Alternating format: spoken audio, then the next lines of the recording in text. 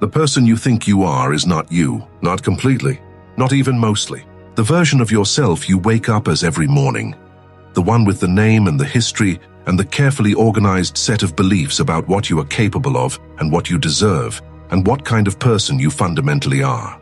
That version was constructed, piece by piece, year by year, by forces you did not choose and influences you were never fully aware of, by the specific fears and expectations of the environments that shaped you, by the accumulated weight of every time you expressed something true about yourself and received a response that taught you to hide it, by the gradual and almost imperceptible process of learning to be who the world around you needed you to be rather than who you actually are. And the most unsettling part of all of this is not that it happened. It happens to everyone. The most unsettling part is how convincing it is. How completely the constructed version of yourself occupies the space where the real one is supposed to live. How natural it feels to inhabit it. How genuinely you believe most of the time that the mask is the face. Carl Jung spent his entire career studying this, not as an abstract philosophical puzzle, as the central problem of human existence. He believed that the greatest suffering available to a human being was not external difficulty or personal failure, or the specific disappointments that life inevitably produces. It was this: living your entire life as someone else and never knowing. Stay with me, because what I am about to walk you through is not a self-help framework. It is not a 5-step process for becoming your best self. It is something older and stranger and more genuinely disturbing than any of that. It is the map Jung drew of the interior territory most people spend their entire lives avoiding. And by the time we reach the end of it, you will understand something about yourself that you have been circling for years without quite being able to name.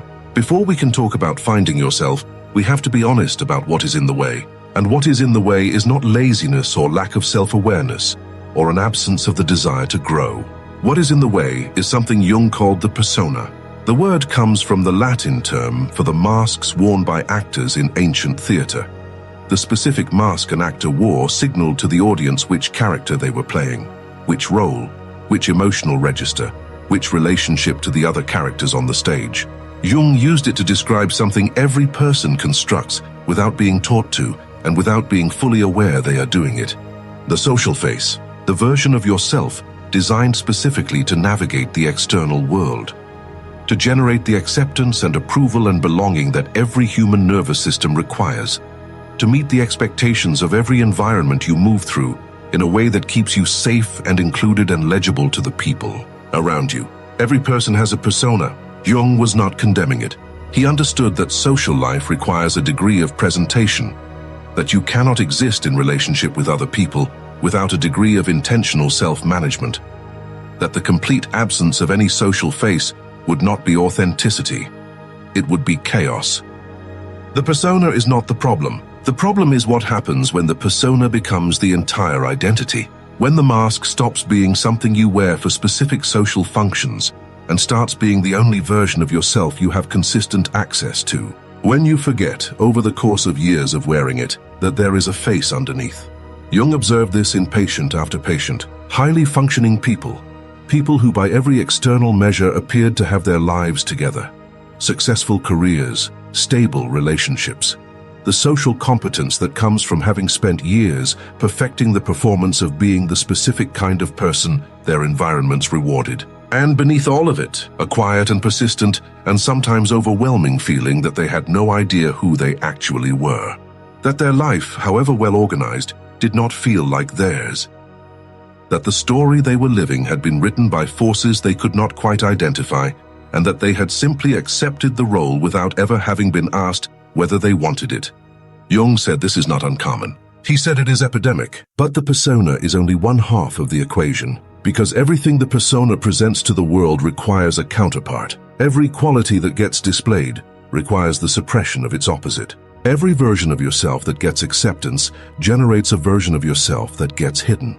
And what gets hidden does not disappear. Jung called it the shadow. The shadow is not evil. This is one of the most common and most costly misunderstandings of Jung's work. The shadow is not the dark side of the personality.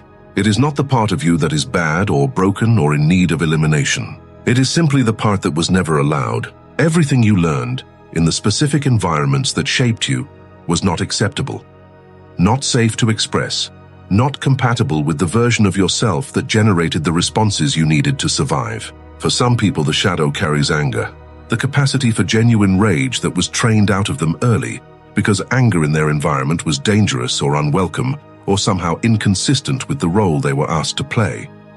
For others, it carries ambition, the hunger for something more than what they were told was appropriate for someone like them. For others, it carries vulnerability, the ability to need and to not know, and to be openly uncertain. Qualities that their environment coded as weakness and that they learned to seal behind a performance of perpetual competence. For some, the shadow carries creativity, or sexuality, or the specific kind of refusal that says no without apology or explanation. Whatever it is, it went underground. And underground it did not stay still. The shadow does not accept permanent exile. It cannot be locked away indefinitely. It has no interest in the persona's carefully maintained social performance. And when it has been ignored long enough, it finds another way to be heard. Jung documented what happens when the shadow is consistently refused conscious acknowledgement.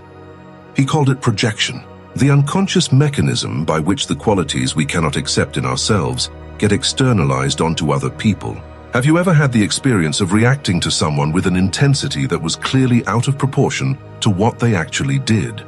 An irritation that ran deeper than the situation warranted. A judgment that arrived with the speed and certainty of something already decided, rather than something being observed for the first time. A dislike that you could not fully justify but that felt completely real. Jung would ask you a specific question about that person. Not what did they do, what quality in them disturbed you? And then a more uncomfortable question, where does that quality exist in you? Not identically, not in the same form, but somewhere, in the buried version, in the thing you suppressed long enough ago that you have almost forgotten it was ever yours.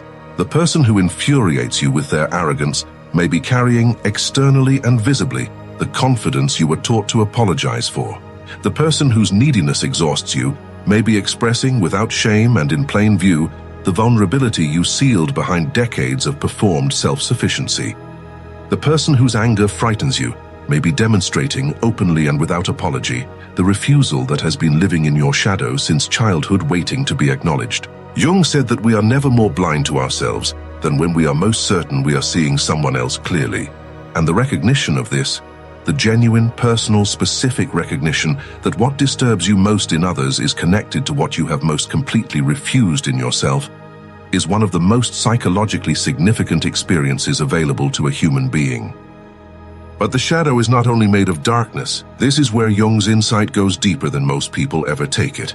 He said that the shadow also carries what he called the golden shadow, the unlived potential, the parts of yourself that were suppressed not because they were problematic, but because they were too large, too demanding, too threatening to the environments that needed you to be manageable, the creativity that got dismissed as impractical, the intelligence that made adults uncomfortable, the specific quality of aliveness that exceeded what the people around you knew how to meet. These things went underground too, and they are in the shadow too, waiting, not with resentment, with a patience that outlasts everything you have tried to substitute for them.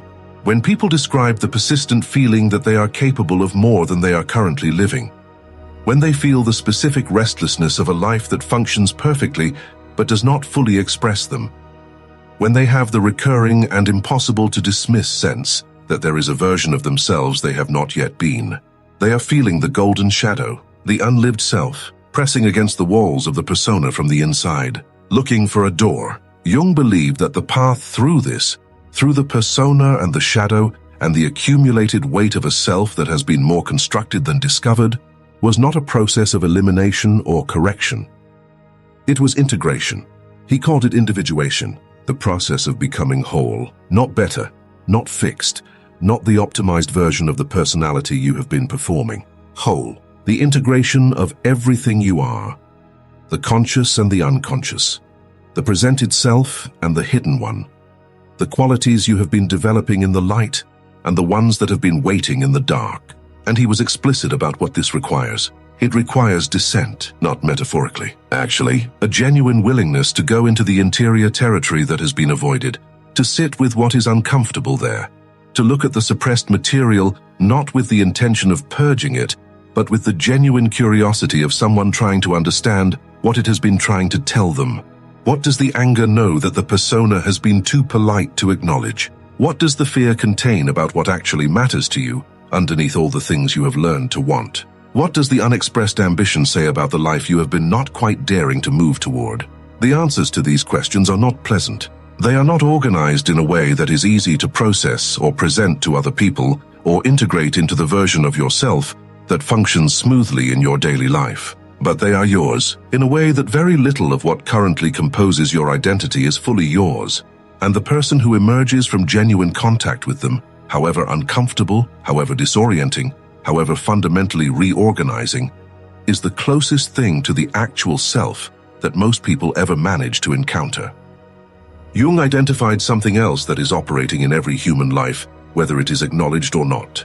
He called them archetypes, patterns of experience so universal, so deeply embedded in what it means to be human, that they appear across every culture and every era and every mythology and every psychological landscape without exception. Not because they were transmitted culturally, because they are structural, built into the architecture of the human psyche before any cultural transmission was possible. The hero, the journey toward a worthy purpose through genuine difficulty. The sage, the wisdom that comes from having been through enough to see clearly. The shadow, the darkness that must be faced rather than defeated. The great mother, the principle of nourishment and belonging and return. The trickster, the disruption of established order that creates the conditions for genuine change. These are not just narrative structures. They are forces, active in your interior life right now, shaping the patterns of your experience in ways that your conscious mind is not fully tracking. When you feel the pull towards something that exceeds the safe version of your life, when you feel the specific quality of being called towards something that costs more than you currently have the courage to pay, when you feel the hunger for something that exceeds what your current circumstances are offering you, that is the hero archetype activating, the deep structural pattern of growth through challenge pressing against the edges of the contained life. When you feel the resistance to that pull, when the fear arrives, when something in you generates reasons to stay exactly where you are and presents them with the specific authority of self-protection, that is the shadow, not as an enemy, as the guardian of the threshold, the part that requires you to demonstrate genuine readiness before it will allow you to cross into something that demands more of you than you have previously required of yourself. Jung said that the relationship between these forces in the interior life, between the hero's hunger for growth and the shadow's demand for genuine reckoning, is the central drama of the human psyche. And most people spend their entire lives in that drama without ever knowing that is what they are living inside. But there is something even deeper than the archetypes, something Jung pointed toward with a concept he called the self. Not the ego self, not the personality, not the persona or the social identity or any of the layers of constructed selfhood we have been discussing. The self with a capital S, the totality of the psyche, everything that you are, everything that you have been, everything that exists in you as potential and has not yet been brought into lived experience. Jung believed that the self was the organizing center of the entire psychic system, that beneath all the noise of the ego, beneath the performance of the persona and the resistance of the shadow and the competing demands of the archetypes, there was something that was moving toward wholeness with a purpose and a precision that did not require conscious direction. The self is not who you think you are. It is who you actually are. And most people live their entire lives without ever making genuine contact with it. Not because it is inaccessible, because the noise is too loud, because the persona requires too much maintenance, because the shadow demands too much avoidance, because the shadow demands too much avoidance, because the ego, which is comfortable and organized and very invested in its own continuity, has no interest in the disorientation of encountering something larger than itself. So how do you begin? How do you actually move toward this, rather than simply understanding it intellectually and then returning to the same life you were living before? Jung did not offer a 5-step process. He offered something less comfortable and more genuine than that. He said, begin where you are actually avoiding, not where you know you should look, not where the framework tells you to start, where you are actually, specifically, consistently avoiding. The recurring thought you cut off before it finishes itself. The feeling that arrives in certain situations and that you have developed an efficient system for redirecting before it can fully land. The quality in yourself that you are most invested in, not acknowledging. The specific version of your own life that you allow yourself to want only in private, if at all. Start there, not with the intention of immediately resolving what you find, with the intention of sitting with it long enough to actually hear what it is saying. Because the shadow does not speak loudly, it speaks persistently. And the question it has been asking, through the projections, through the unconscious patterns, through the recurring dynamics and the inexplicable resistances, and the quiet but absolutely consistent feeling that something essential is missing from the life you are living. That question has a specific answer, and the answer belongs to you, has always belonged to you, has been waiting in the part of yourself you were taught to consider unacceptable. Jung said that the privilege of a lifetime is to become who you truly are, not the best version of who you have been told to be, not the optimized expression of the identity the world constructed for you before you were old enough to have an opinion about it.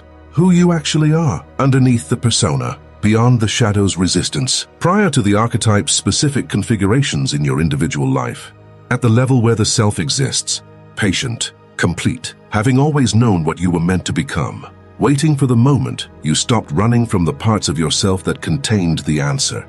That moment is available to you, not someday, not when you feel ready, not when the circumstances finally align in a way that makes the descent feel safe. Now, in exactly the life you are currently living, with exactly the fears that are currently present, with exactly the shadow material that has been waiting for exactly as long as it has been waiting. Jung believed that life does not truly begin until you find yourself, and finding yourself does not mean discovering something new. It means returning to something ancient, the specific, irreducible, always present reality of who you have been, beneath every layer of who you were told to be. It is there. It has always been there. The only question that has ever mattered is whether you are finally willing to look. If something in this landed somewhere that you have not let yourself fully access before, that landing is not intellectual. It is recognition. The psyche recognizing the map of its own interior. Stay with that recognition. It is the beginning of the most important journey available to you. Share this with someone who has been living a life that functions but does not feel fully theirs. They need to hear that the version of themselves they have been missing is not lost. It has just been waiting. And subscribe, because what is coming next goes deeper into the specific territory Jung mapped for the people who are finally ready to make the descent.